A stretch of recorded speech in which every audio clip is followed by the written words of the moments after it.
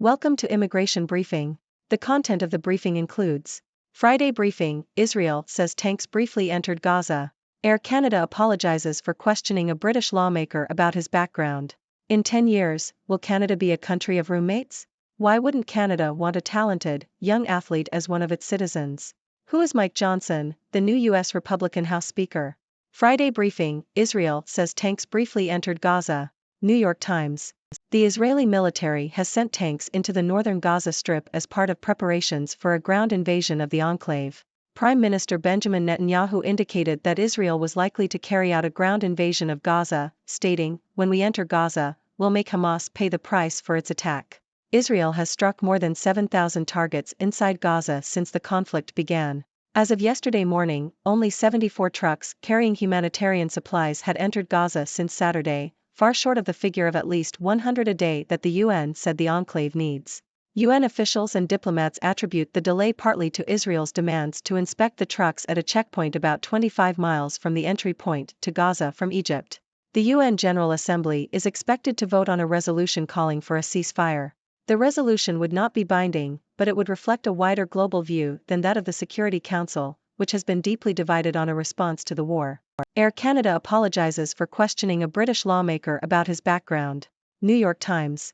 Air Canada has apologized to UK MP Mohammed Yassin, who claimed he was singled out for questioning at Heathrow Airport ahead of an official trip to Canada. Yassin was reportedly asked if he was carrying a knife or offensive weapon, where he was born and whether he was Muslim. Canadian Transport Minister Pablo Rodriguez said he had called the airline to complain. In 10 years, will Canada be a country of roommates? The Globe and Mail. High housing costs in Canada are forcing more young adults in their late 20s and 30s to live with roommates, according to a podcast episode of Stress Test. The average rent for a one-bedroom apartment in Canada reached $1,889 in September, an increase of nearly 10% in the past year. In contrast, the average hourly wage rose by only 5%.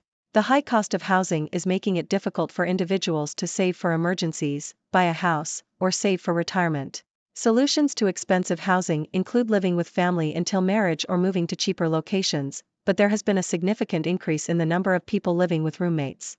Statistics Canada reports that households with roommates accounted for just 4% of the total in 2021, but the growth rate was exceptional at 54%. The article concludes that high housing costs are the new normal and more people will have to live with roommates as a result. Why wouldn't Canada want a talented, young athlete as one of its citizens? CBC. A 16-year-old surfer, Aaron Brooks, who was born and raised in the U.S., has been denied Canadian citizenship despite representing Canada in the past and being expected to win a medal at the Olympics. The Canadian government stated that she did not meet the requirements for citizenship. Brooks' father has Canadian citizenship and the family is based in Tofino, BC, where the Canadian surfing scene thrives. Brooks had been allowed to compete for Canada while her citizenship application was being processed, but the International Surfing Association ruled that she could no longer do so. The Canadian Federation and the family were caught by surprise by this decision. The family plans to challenge the ruling in federal court.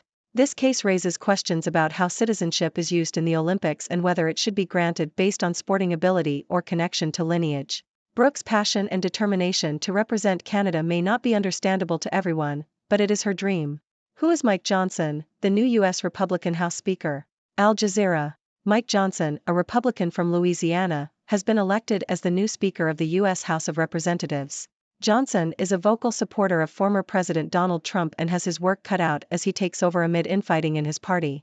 He won the election with 220 votes against Democrat Hakeem Jeffries, who won 209. Johnson has a socially conservative record and has defended anti-abortion laws and opposed same-sex marriage.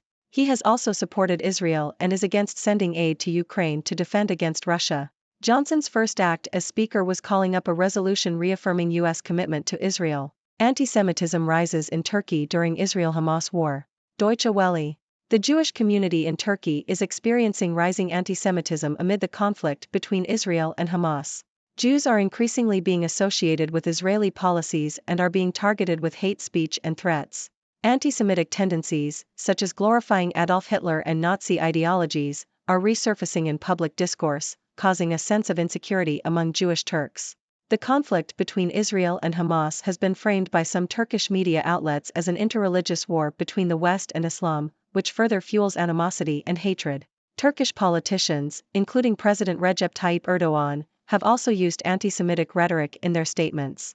The Jewish community in Turkey has advocated for peace and condemned the targeting and killing of innocent civilians. However, they are perceived by some as outsiders and are expected to constantly show gratitude. The rising anti-Semitism has led to an increase in emigration, with many Jewish Turks moving to Israel. The Jewish community in Turkey has decreased significantly over the years, from 81,000 people in the 1920s to approximately 16,000 to 17,000 people today. Go long boomer stocks, short millennial stocks, says BofA strategist. The Globe and Mail. Bank of America securities strategist Oh Sung Kwan has recommended going long on stocks that cater to baby boomers and short on those that cater to millennials. Kwan believes that the next great wealth transfer will be from the elderly to the young. The report includes 4 stock ideas that cater to the elderly and 1 short idea that caters to millennials. Scotiabank analyst Patrick Colville has also published a preview of earnings reports for cybersecurity companies, highlighting increased demand and tight budgets favoring consolidators.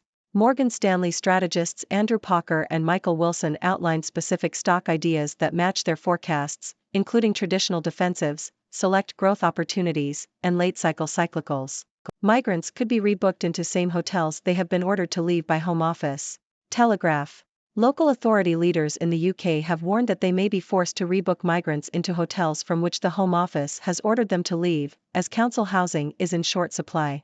The Home Office has pledged to end its use of hotels, but local government leaders say that they may have no other option. The Home Office will end contracts with 50 hotels by the end of January, with this figure rising to 100 by the end of March. The hotels are currently costing taxpayers £8 million, $10.7 million, a day to house over 50,000 migrants. Pakistan sets up deportation centers for illegal migrants. Deutsche Welle. Pakistan has announced plans to deport all illegal immigrants, including an estimated 1.7 million Afghans, by November 1. Caretaker Interior Minister Sarfraz Bugti stated that the state had complete data on all illegal immigrants and urged them to leave voluntarily by the deadline. Bugti warned that action would be taken against anyone assisting or hiding the immigrants. The move has been widely condemned, with former U.S. diplomats and resettlement organizations calling on Pakistan not to deport Afghans awaiting U.S. visas. The UN has also warned that the crackdown could lead to human rights violations. Pakistan gives last warning to undocumented Afghans and others to leave. Nikkei Asia. Pakistan has given a final warning to all immigrants in the country illegally, including hundreds of thousands of Afghan nationals, to leave voluntarily before November 1, according to the country's caretaker Interior Minister. The minister stated that Pakistan has identified all illegal immigrants and that law enforcement agencies will begin an operation to remove them after the deadline. The government is setting up temporary centers to process the immigrants, with those leaving voluntarily being helped to leave the country. The move follows Pakistan's announcement in October that it would remove all undocumented immigrants after Afghan nationals were found to be involved in crimes, smuggling, and attacks on the government and military. Ladies and gentlemen, I am Dr. Six, your resident observer from the sixth dimension, here to bring you the latest news from around the world. Today's briefing covers a range of topics, from the escalating conflict in Gaza to the rise of anti-Semitism in Turkey, and even some stock market recommendations. So let's dive in. In the ongoing conflict between Israel and Hamas, tensions continue to rise as Israel prepares for a potential ground invasion of Gaza. Prime Minister Benjamin Netanyahu has made it clear that Hamas will be held accountable for its attacks. However, the humanitarian situation in Gaza remains dire, with only a fraction of the necessary supplies reaching the enclave. The UN General Assembly is expected to vote on a resolution calling for a ceasefire, which could reflect a broader global consensus than that of the deeply divided Security Council. In other news, Air Canada has issued an apology to UK MP Mohammed Yassin, who claims he was subjected to discriminatory questioning at Heathrow Airport. This incident highlights the need for improved training and awareness among airline staff to avoid such instances in the future.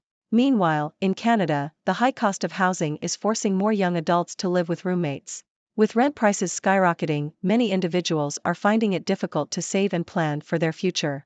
While living with roommates can be a practical solution, it also reflects the challenges faced by individuals in finding affordable housing.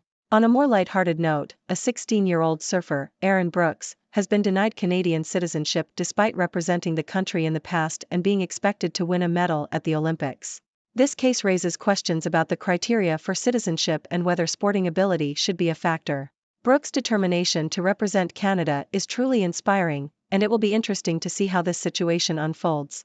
Shifting gears to the political landscape, Mike Johnson, a Republican from Louisiana, has been elected as the new Speaker of the U.S. House of Representatives. Johnson's vocal support of former President Trump and his socially conservative record make him a figure to watch in the coming months. His first act as Speaker, reaffirming U.S. commitment to Israel, sets the tone for his tenure. Unfortunately, we also have distressing news from Turkey, where anti-Semitism is on the rise amid the Israel-Hamas conflict. Jews in Turkey are facing hate speech, threats, and associations with Israeli policies. The use of anti-Semitic rhetoric by politicians further fuels this hostility. The Jewish community in Turkey has advocated for peace, but they are caught in the middle of a wider geopolitical conflict. It is disheartening to see the rise of hatred and the subsequent emigration of Jewish Turks. In the financial world, Bank of America securities strategist Oh-Sung Kwon has suggested going long on stocks catering to baby boomers and short on those catering to millennials. Kwon believes that the next great wealth transfer will be from the elderly to the young. While it's always interesting to hear about stock market recommendations, we can't help but wonder if this approach will stand the test of time. Lastly, we turn to immigration issues. Local authorities in the UK are grappling with the challenge of rebooking migrants into hotels from which the Home Office has ordered them to leave. The shortage of council housing has put them in a tough spot, as the Home Office has pledged to end its use of hotels. Similarly, Pakistan has announced plans to deport all illegal immigrants, including a significant number of Afghan nationals. This move has sparked condemnation from various organizations, citing concerns about human rights violations. And with that, my dear viewers, we come to the end of today's briefing. As always, I invite you to share your thoughts and questions. What are your opinions on the situation in Gaza? How do you feel about the rise of anti-Semitism in Turkey? And what do you make of the stock market recommendations? I look forward to hearing your perspectives. Until next time, stay curious and keep exploring the dimensions of news. Thank you for tuning in. The content above showcases the latest briefing reports and analytical synopses, thoughtfully curated by the 6Do team. These insights stem from a wide array of reputable media outlets, think tanks, government sources, and specialized experts worldwide. We encourage you to explore these sources for a comprehensive perspective. Keep in mind that while the content may not always align with the official standpoint of 6Do Brief, it's not meant to be taken as absolute directives for decision-making. Comprising seasoned media professionals, learned scholars, and accomplished scientists, the 6Do team embodies a trailblazing, fully independent media entity. To customize 6Do Brief to meet your professional needs, you have the option to subscribe to a diverse array of briefings on our website, 6dobrief.com. Regardless of your location, you can conveniently receive 6Do Brief via email.